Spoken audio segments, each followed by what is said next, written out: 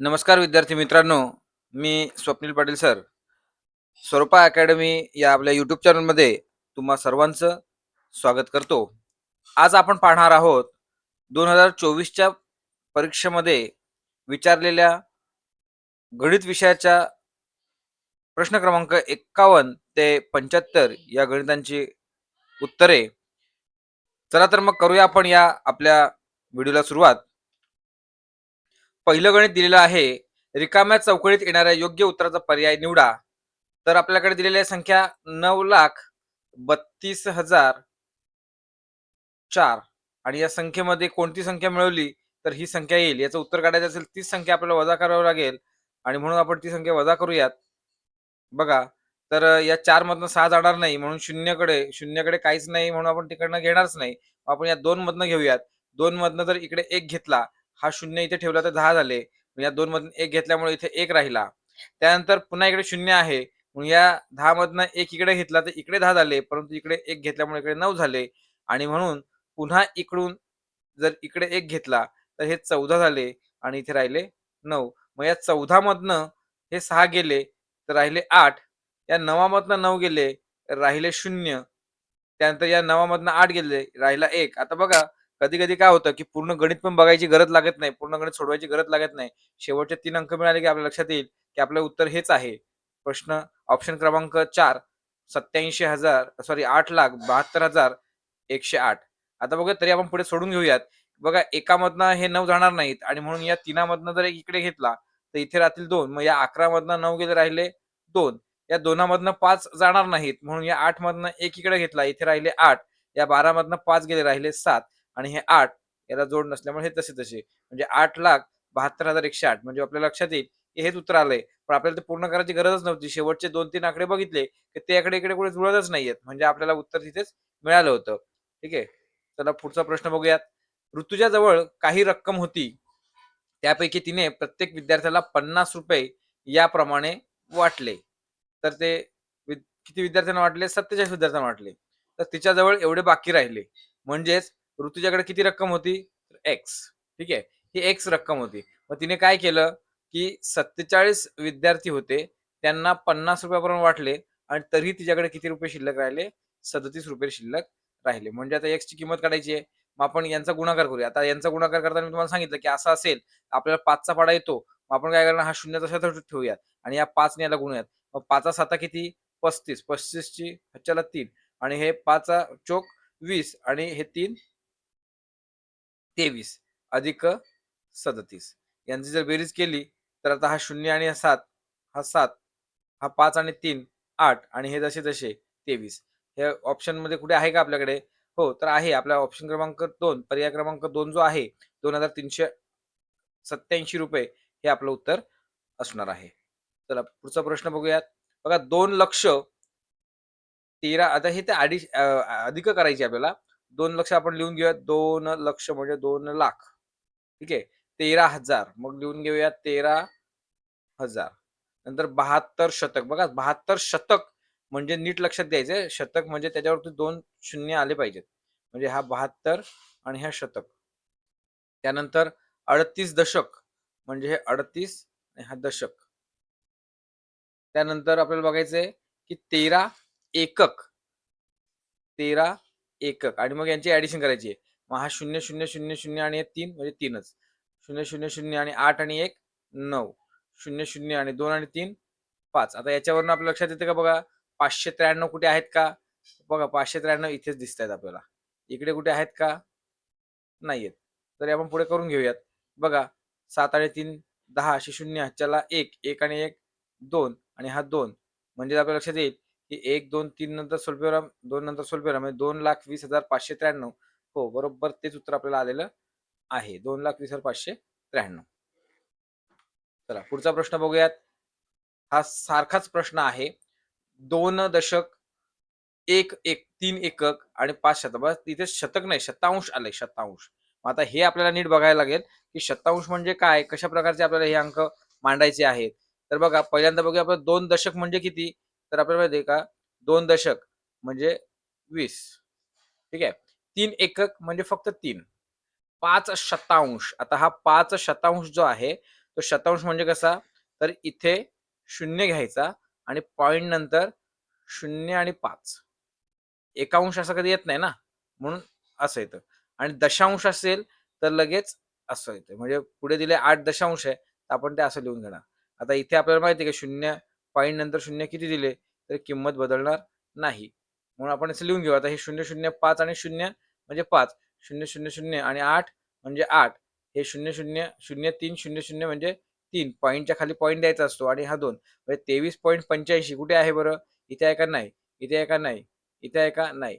मग इथे. मग चौथा पर्याय जो आहे ते आपलं असेल उत्तर. त्यानंतर 5 पुढचा प्रश्न आहे 55 प्रश्न. खालील पर्यायांपैकी कोणता पर्याय अयोग्य आहे ते निवडा. आता अयोग्य पर्याय निवडायचा आहे. एक रिम म्हणजे किती? 20 दस्ते. बरोबर आहे. आणि इथे 480 तर हो 480 म्हणजे किती? तर 20 गुणिले 24 असं करतात. म्हणजे 24 म्हणजे कसं? तर 1 डझन आपण म्हणतो ना, तसे 2 डझन म्हणजे त्याला 1 दस्ता म्हणतात.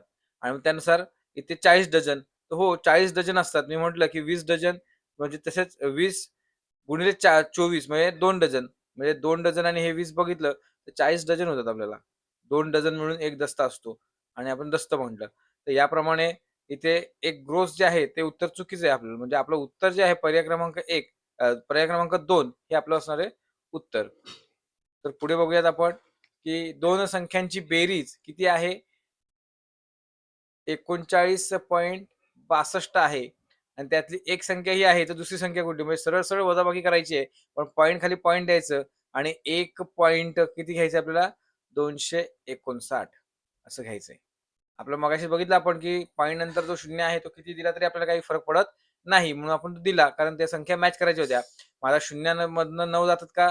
तर नाही जात. म्हणून आपण काय करणार या दोनांमधनं 1 इकडे घेणार. म्हणजे हा 0 जर याच्यावर ठेवला तर 10 झाले आणि या दोनांमधनं 1 इकडे घेतला म्हणून इकडे 1 राहिला. मग या 10 मधनं 9 गेले तर राहिले किती? 1. आता इथेच आपल्या लक्षात येईल की आपण बघितलं तर इथे 1 हा ऑप्शन जो आहे ना फक्त इथेच आहे. म्हणजे हे आपला पर्याय असेल. म्हणजे आपल्याला परीक्षेला वेळ फार महत्वाचा आहे. जर वेळेचा विचार केला तर आपण सगळं सोडत बसायचं नाहीये.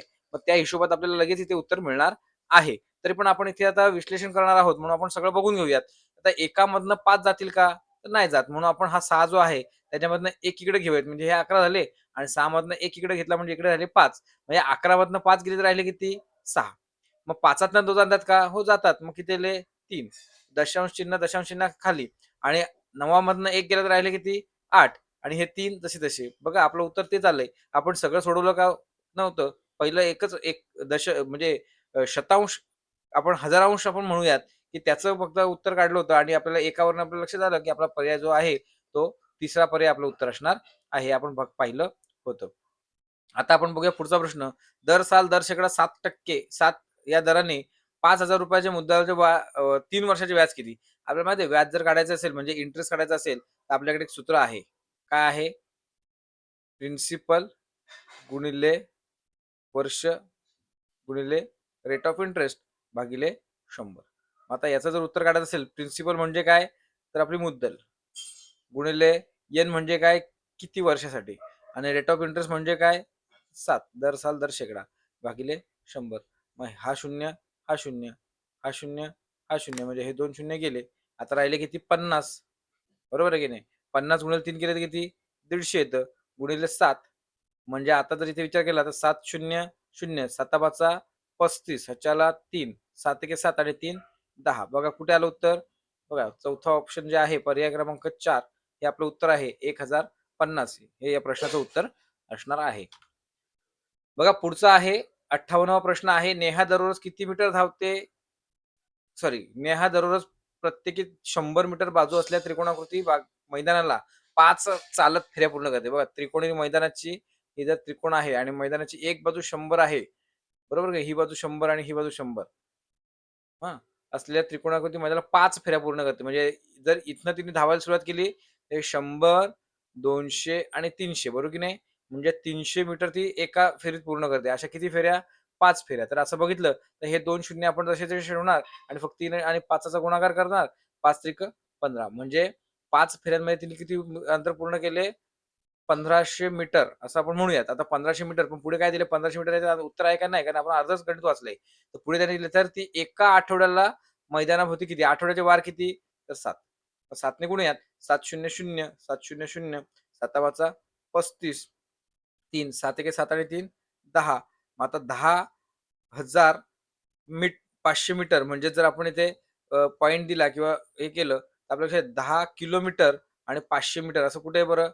बघा ऑप्शन क्रमांक 4 जे आहे 10 किलोमीटर आणि 500 मीटर हे या प्रश्नाचं उत्तर असणार आहे. पुढे बघूयात आपण. आता इथे बघा इथे पदावली आपल्याला सोडवायला सांगितली. पदावलीचे योग्य उत्तर म्हणजे सगळ्याच पदावल्या सोडवायला लागणार आहेत आपल्याला. ठीक आहे. आता पदावली सोडताना आपण काय करतो? पहिल्यांदा बॉड मास आपल्याला माहित असेल. बॉड BOD मास म्हणजे काय? ब्रॅकेट कंस आपण त्याला म्हणतो कंस. त्यानंतर ऑफ म्हणजे काय? तर कंसाच्या बाहेर ऑफ आपण म्हणतो कंसाच्या बाहेर वगैरे अशी संख्या असेल तर. ठीक आहे. इथं डी म्हणजे काय? तर डिवाइडर म्हणजे डिवाइड करणं म्हणजे काय? भागाकार. भागाकार. एम म्हणजे काय? मल्टिप्लिकेशन म्हणजे गुणाकार. बरोबर आहे. ए म्हणजे काय? ॲडिशन म्हणजे काय? बेरीज. आणि सगळ्यात शेवटी काय? तर वजाबाकी सबट्रॅक्शन. वजाबाकी. ठीक आहे. आता इथे बघितलं तर आपण पहिल्यांदा काय करावं लागणार आहे? इथे कंस आलाय काय नाही, इथे ऑफ आलाय काय नाही, मग इथे भागाकार काय नाही, मग गुणाकार. गुणाकार किती 5 त्रिक 15. हे इथे यांची वजाबाकी करू आपण. ठीक आहे. आता इथे बेरीज वजाबाकी कशी मागे पुढे केली तर चालते. म्हणजे इथे जर विचार केला तर पहिल्या याच्यामध्ये आपण 24 वजा 12 केली तर 12 उत्तर येतं. अधिक 15 गुणाकार आला त्यांचा म्हणजे किती येईल? 27 येतं. हो, हे उत्तर बरोबर आहे. पहिलं पहिलंच उत्तर आपल्याला बरोबर आलेलं आहे. तरी पण आपण पुढचं सोडून बघूयात. इथे पण आपल्याला भागाकार वगैरे नाही म्हणजे आपल्याला पहिल्यांदा गुणाकारच करावा लागेल. यांचं 6 उत्तर येतं. यांची दोघांची वजाबाकी केली तर 8 अधिक 6 म्हणजे किती यायला पाहिजे? 14. तर हे उत्तर नाहीये. ठीक आहे. नंतर 12 गुणिले आता इथे गुणाकारच पहिला आलाय तर आपल्याला गुणाकार करावा लागेल. 12 गुणिले 15 केले तर 180 उत्तर येतंय. मग 180 वजा 2 अधिक 4 म्हणजे 180 वजा 2 केलं 178 आणि परत हे 4 अधिक केले 182. 182 उत्तर नाहीये म्हणजे हे उत्तर नाहीये. त्यानंतर इथे भागाकार पहिल्यांदा आलाय बघा इथे भागाकार आलाय. मग भागाकार केला 30 ला 3 ने भागलं तर उत्तर 10 येतं आणि मग 10 ला 2 ने गुणलं तर उत्तर 20 येतं. म्हणजे आपण जर चौथं प्रश्न ऑप्शन बघितलं तर चौथ्या ऑप्शनमध्ये 8 आणि मग आपल्याला काय करावं लागेल तर अधिक 20 असं करावं लागेल. कारण इथे भागाकार नंतर हा गुणाकार आहे. 2 गुणिले 10 बरोबर 20 आणि मग त्यांची बेरीज केली तर आपल्याला किती येतं? 38. इथे आहे 32 म्हणजे हे उत्तर नाही. म्हणजे आपल्या या प्रश्नाचं उत्तर असणार आहे प्रश्न ऑप्शन क्रमांक 1 हे आपलं उत्तर बरोबर असणार आहे. बघा कधी-कधी आपल्याला सगळे गणितं सोडवण्याची गरज का आहे? तर त्याचा आपल्याला सराव होईल म्हणून. नाहीतर आपल्याला पहिलाच ऑप्शन जो आहे तो आपण सोडवला आणि तिथे आपलं उत्तर बरोबर आलं होतं. पुढे बघूयात आपल्याला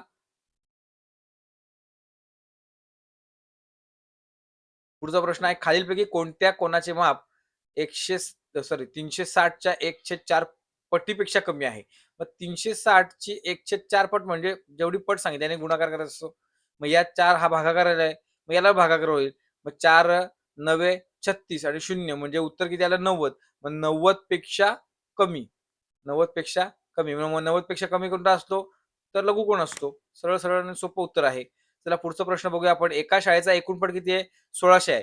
जर शाळेत किती शाळेत 48% मुली असतात. तर त्या शाळेत मुलग्यांची संख्या किती? मग 48% जर मुलगी असतील, तर मुली किती असतील? 52%. मग 1600 गुणिले 52% टक्के म्हणजे खाली 100. मग हे 2 शून्य गेले, हे 2 शून्य गेले. म्हणजे राहिलं काय?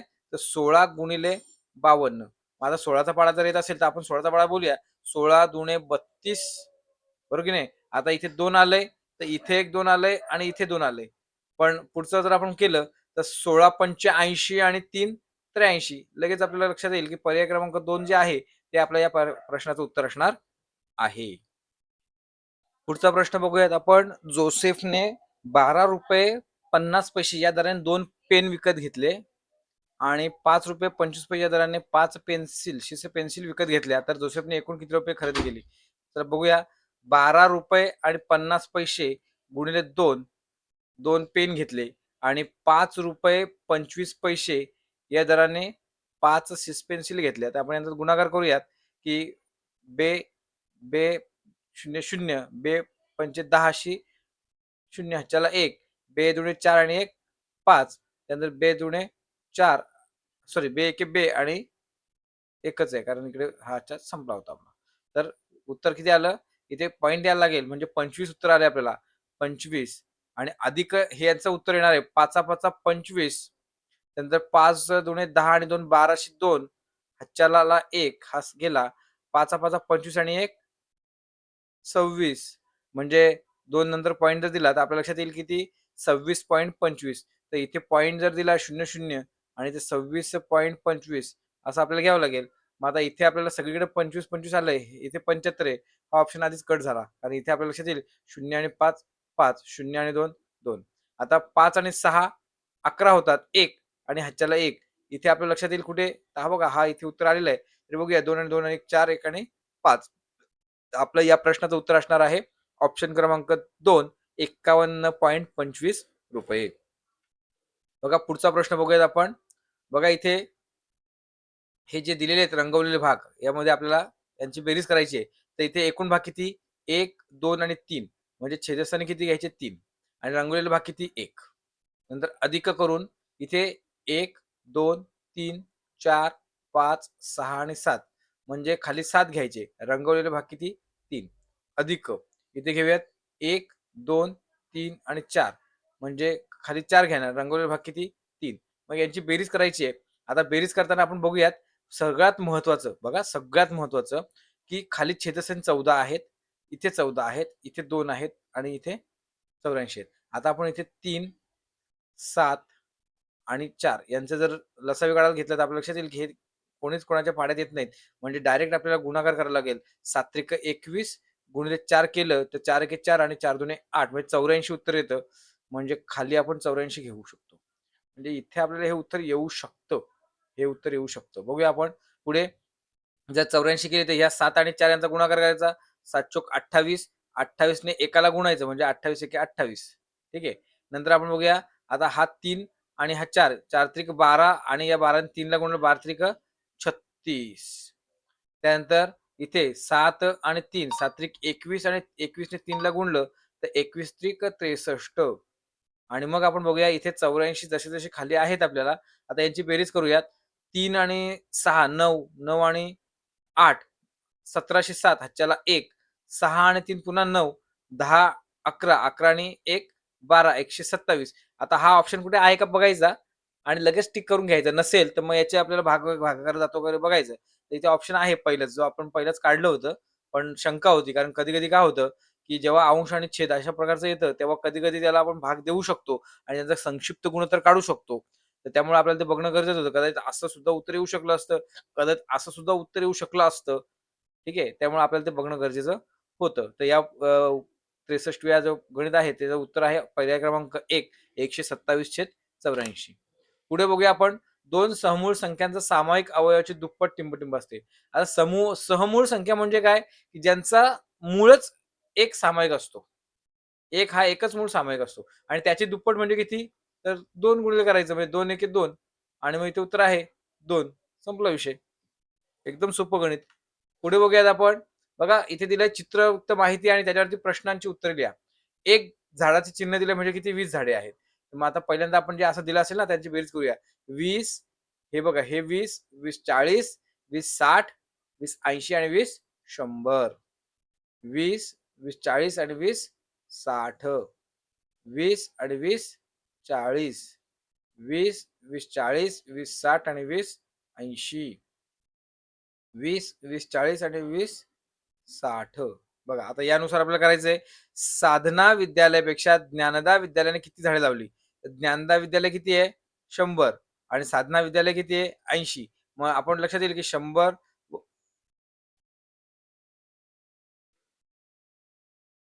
वजा 80 केलं तर किती उत्तर येतं 20. सरळ सरळ. आणि मग आपल्याला कळलं की आपला पर्याय क्रमांक 3 20 हे उत्तर असणार आहे. त्यानंतर वृक्षारोपण कार्यक्रमात सहभागी शाळांनी एकूण झाडे किती लावली, म्हणजे सगळ्या शाळांनी.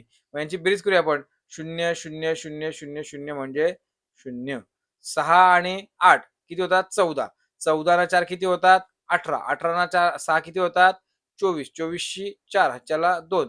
2 आणि हा एक 3. 340 आहे का उत्तर? हो. ऑप्शन क्रमांक 2 म्हणजे पर्याय क्रमांक 2 340 हे आपल्या प्रश्नाचं उत्तर असणार आहे.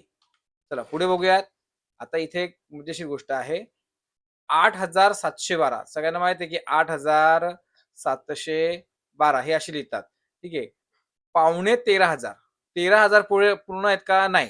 मग पूर्ण नसतील तेव्हा आपण काय करतो? 13,000 पूर्ण नाहीयेत. मग 13.5 म्हणजे काय? तर आपण 3 भाग घ्यायचे असतात आपल्याला 3 भाग. म्हणजे 12,000 मध्ये 3 भाग. मग 1000 आहेत 1000 मग 1000 साठी 1 भाग 250 असतो. म्हणून 3 भाग जर केले तर 750 चे 3 भाग होतात. बरोबर ना? 250, 250 आणि 250 म्हणजे 750. मग ते ॲडिशन करायची. 0, 5, 7 आणि 12. आता हे का दाखवलं तर आपल्याला लक्षात यायला पाहिजे, की सव्वा त्यानंतर आपण साडे आणि पाऊण, पाऊण किंवा पावणे असं काहीतरी म्हणतो. मग हे सव्वा म्हणजे काय 25 किंवा 250 किंवा काय असं आणि इथे 50 किंवा 500 वगैरे असं आणि इथे किती तर 75 किंवा 750 वगैरे असं. अशा म्हणजे अशा प्रकारे पुढे पण येईल. आता हे 100 असतील तर इथे 1000 असतील तर अशा प्रकारे असणार आहे. अशा प्रकारे असणार आहे आणि म्हणून आपल्याला काय करायचं यांची दोघांची बेरीज करायची आहे.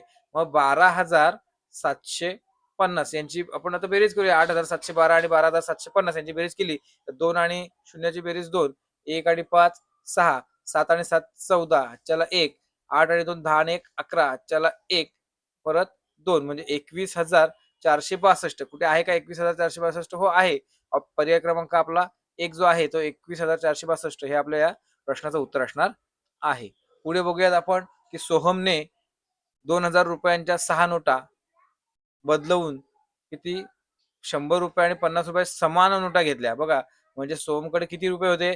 2,000 गुणिले 6 म्हणजे उत्तर किती येतं? 6 दुणे 12 आणि हे 3 शून्य तसे तसे म्हणजे 12,000 होते. आता हे समान नोटा आहेत 50च्या आणि 100च्या समान नोटा. आपण त्यांना मग काय करूयात 100 एक्स मानूयात, एक्स नोटा आणि 50 एक्स नोटा यांचं जर बेरीज केली म्हणजे एवढे पैसे गेले तर किती होतात? 12,000. मग आता एक्स एक्स आहे त्यांची बेरीज होणार म्हणजे 150 एक्स आणि ते 12,000. आता हा 150 आणि एक्सचा काय असतो? गुणाकार असतो. जर एक्स इथेच ठेवला तर 150 इकडे भागिले होतील आणि हे 12,000 आपण जसे तसे उतरूयात. मग हा आणि हा गेला. राहिलं किती? तर आपल्याला पुढे उत्तर काढायचं आहे. 15चा पाढा जर आपल्याला येत असेल तर 15 8 20 म्हणजे 8 उत्तर आले आणि हा शून्य आपण त्याच्यावरती ठेवला तर 80 म्हणजे एक्सचं उत्तर 80. एक्स काय होतं? तर एकूण नोटा होत्या. म्हणजेच आपल्याला उत्तर काय असेल? तर पर्याय क्रमांक 3 हा जो प्रश्न आपला आहे उत्तर 80 हे आपलं या गणिताचं उत्तर असणार आहे. त्यानंतर पुढे बघूया आपण की 3, 2, 5, 0 आणि 8 हे किती अंक दिलेत आपल्याला? 5 अंक दिलेले आहेत आणि प्रत्येकी किमान एकदा वापरून 6 अंकी लहानात लहान संख्या विषम संख्या तयार करा. बघा आता महत्वाचं आहे की हे संख्या वापरून आपण बघा आता जर लहानात लहान म्हटली तर आपण 2 आधी घेणार कारण 0 घेऊन काही 5 अंकी किंवा 6 अंकी होणार नाही. 2, 0, 3, 5 आणि मग 8 ही काय लहानात लहान झाली. पण ही किती अंकी झाली? 5 अंकी. आपल्याला किती झाले? 6. मग आपण पुन्हा 2 शून्य वापरले. किमान एकदा म्हणजे जास्तीत जास्त किती वेळा वापरू शकतो? मग जर आपण किमान एकदा पण सगळे आले पाहिजेत ना? सगळे आले पाहिजेत. मग सगळे येण्यासाठी आपण जर 3 वेळा शून्य घेतलं तर एक कुठला तर राहून जाईल म्हणून आपण 3 वेळा शून्य घेऊ शकत नाही. मग इथे बघितलं तर शेवटी कुठला नंबर आलाय? 8 नंबर आलाय.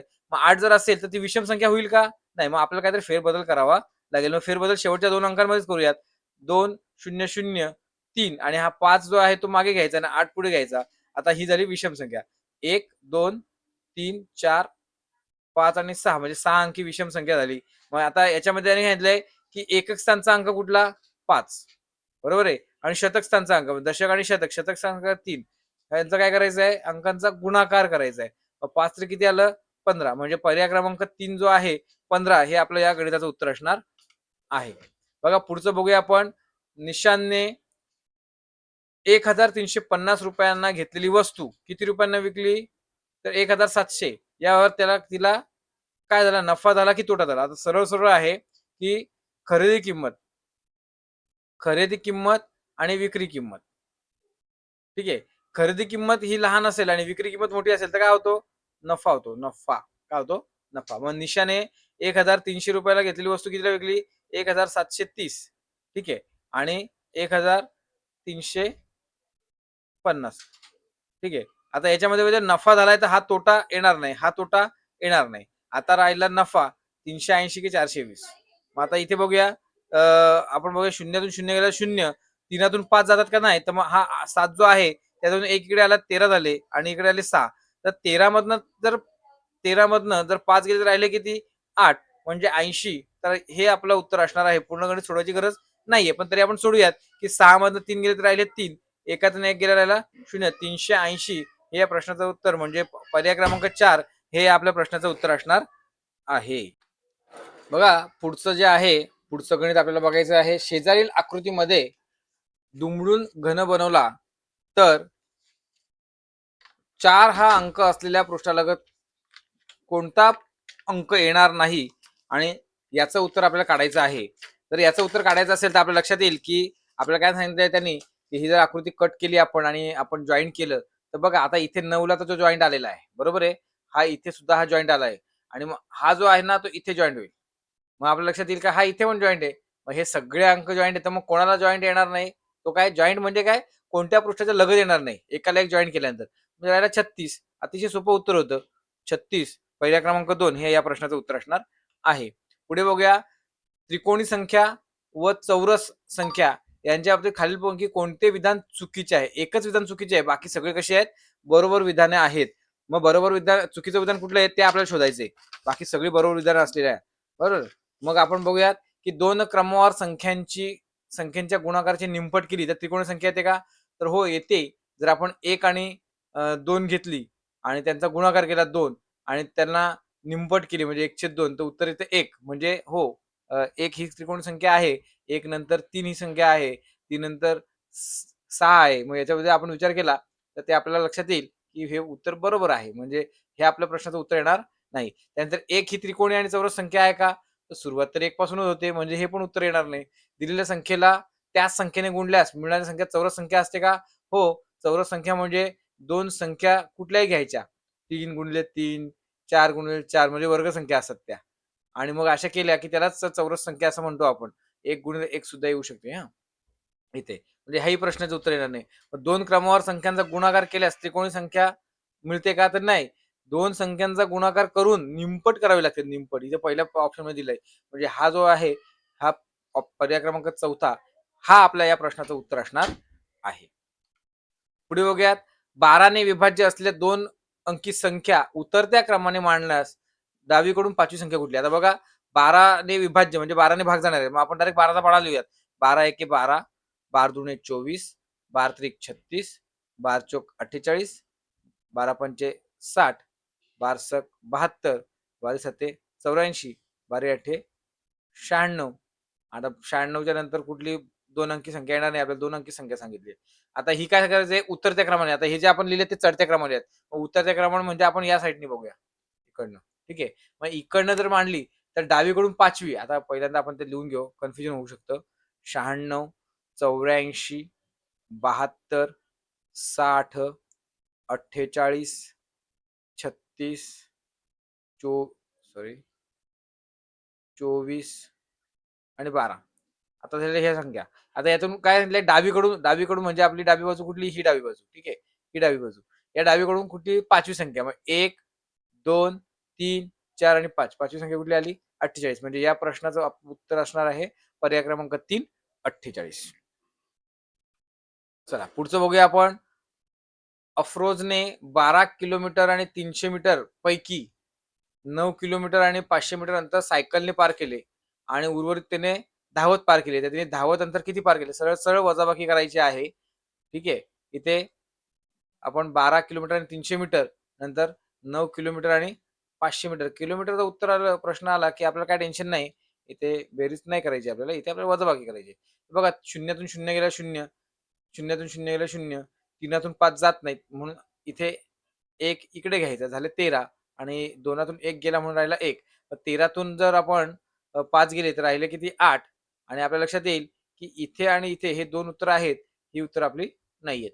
आता पुढे बघूयात. 1तनं 9 जातील का? नाही. त्यामुळे इकडनं आपण काय केला? हातच्या घेतला. इथे राहिला 0. मग 11तून 9 गेले, राहिले किती? 2. म्हणजे आपल्या लक्षात येईल की 2.800. तर इथे 2.800 म्हणजे हे उत्तर आपलं असणार आहे. हे उत्तर आपलं नाहीये. म्हणजे या प्रश्नाचं उत्तर असणार आहे पर्याय क्रमांक 4 21.800 किलोमीटर. बघा शेवटचा प्रश्न बघूया आपण. इथे आजचा आपला की स्वराने मे महिन्यात सहलीला जाण्यासाठी पुणे ते दिल्ली या विमानाचे आगाऊ तिकीट किती काढले? 5,780 रुपये काढले. परंतु काही कारणास्तव तिने काय केले, ते तिकीट रद्द केले. मग रद्द केलेली रक्कम किती? 30%. मग उर्वरित रक्कम कपात कपात करून उर्वरित रक्कम मिळाली. तर चोराला किती नुकसान झाले? आता उर्वरित रक्कम किती मिळाली हा प्रश्न सांगितला असता ना, तर आपल्याला गुणिले 70% करावं लागलं असतं, 70%. पण आपल्याला किती नुकसान झालं विचारलं, तर जी कपात झाली की नाही कपात, तेच आपल्याला करावं लागणार आहे. मग कपात किती झाली? 30%. म्हणून आपण तेवढंच करूया. मग हा 0, हा 0 गेला, हा 0 आणि हा 0 गेला. म्हणजे आपल्याला 578 आणि गुणिले 3 एवढंच उत्तर करायचंय. मग 8 3 8 2400, 4 हातच्याला 2. आता इथे सगळीकडे 4 आहे पर्याय. म्हणजे आपण पुढे करूयात. 3 7 21, 22 आणि 23. बघा 34 उत्तर कुठे कुठे आलंय? इथे नाही आलं आणि इथे नाही आलं. बरोबर आहे. म्हणजे हे 2 ऑप्शन कट झाले. आता पुढे बघूया. 5 त्रिक 15, 16 आणि 17. म्हणजे आपला पर्याय क्रमांक 1 हे या प्रश्नाचं उत्तर असणार आहे. बघा आज आपण गणित शिष्यवृत्ती परीक्षा 2024 मध्ये गणित विषयाचा प्रश्न क्रमांक 51 ते 75 हे पाहिलेले आहेत आणि मागच्या व्हिडिओमध्ये आपण प्रश्न क्रमांक 26 ते 50 हे पाहिलेले आहेत. म्हणजे आपण गणिताचे सर्वच्या सर्व प्रश्न या 2 व्हिडिओमध्ये कंप्लीट केलेले आहेत. हे आपण गणित पाहिल्यानंतर आपल्याला गणिताचा अभ्यास करणं सोपं जाईल आणि शिष्यवृत्ती परीक्षेमध्ये गणित विषयामध्ये जास्तीत जास्त गुण मिळवण्यासाठी आपल्याला त्याचा फायदा नक्कीच होईल. हा व्हिडिओ आपल्याला आवडला असेल तर हा व्हिडिओ आपण लाईक करा, जेणेकरून आम्हाला प्रोत्साहन मिळेल आणि आम्ही अशा प्रकारचे आणखी व्हिडिओ बनवू शकू. आणि गरजू विद्यार्थ्यांपर्यंत हा व्हिडिओ पोहोचण्यासाठी सबस्क्राईब करा आणि त्यांना शेअर करा. आता इथेच थांबतो. भेटूया पुढच्या व्हिडिओमध्ये. धन्यवाद.